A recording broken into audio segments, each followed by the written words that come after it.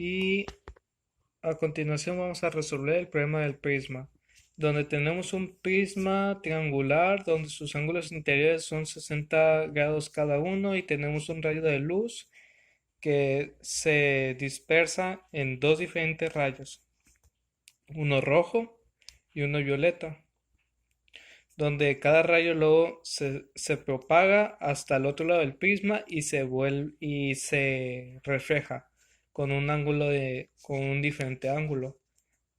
También le pasa lo mismo al violeta, donde originalmente el rayo tiene un ángulo de incidencia de 45 grados y se nos pide buscar los ángulos adyacentes a los rayos cada uno respecto al prisma. Entonces, ¿qué vamos a hacer en general para encontrar estos ángulos? Lo que vamos a hacer primero será encontrar los ángulos reflejados respecto a la normal. Y entonces vamos a sacar su ángulo como al ángulo adyacente, ¿no? Pero del otro lado, porque si nos damos cuenta, estos ángulos adyacentes a la normal, pues su lado compuesto es el ángulo que va de este rayo al ángulo al lado del prisma, ¿no? Y la suma de estos dos ángulos nos debe dar 90 grados. Entonces, sabiendo eso y sabiendo el ángulo reflejado, vamos a calcular el ángulo dentro de este triángulo, donde luego vamos a utilizar el hecho de que en todos los ángulos interiores, la suma de todos debe dar 180 para buscar este otro ángulo. Encontrado este otro ángulo, pues ahora vamos a usar o como compuesto para encontrar al lado que está adyacente a la normal. Encontrado el ángulo adyacente a la normal, aplicamos de nuevo la ley de Snell para encontrar el ángulo adyacente y luego encontrar el ángulo adyacente al prisma.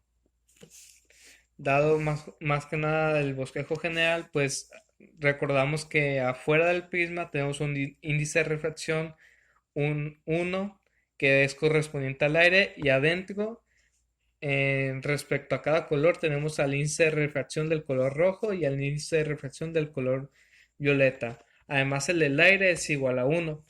Utilizando la ley de Snell en general, obtenemos esta expresión para el ángulo de reflexión del color rojo, donde n1 es igual a 1, y aquí tenemos el índice de refracción del color rojo. También nos va a pasar lo mismo para el ángulo de reflexión del color violeta.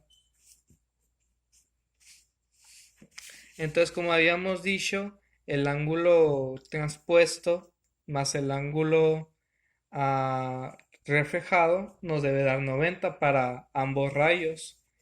Y de esto deducimos el otro ángulo que nos debe dar 90 menos los ángulos reflejados.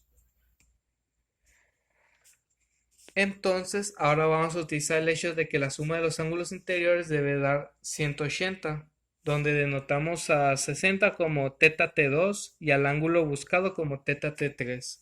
Y la suma de estos tres nos debe dar 180, e igualmente para el ángulo, cuando hubiéramos hecho lo mismo para los ángulos correspondientes al color violeta.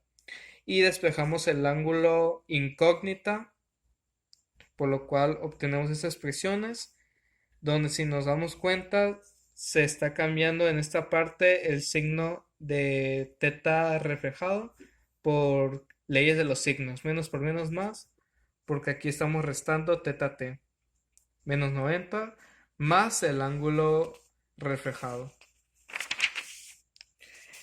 Y obtenemos este ángulo correspondiente al triángulo interior, que son estos dos.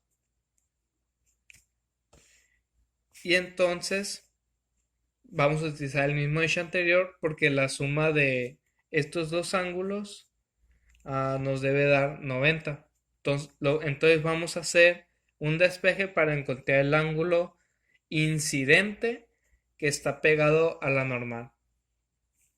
Y utilizamos de nuevo la ley de Snell para el color rojo, la primera ecuación, y para el color violeta, que es la segunda ecuación,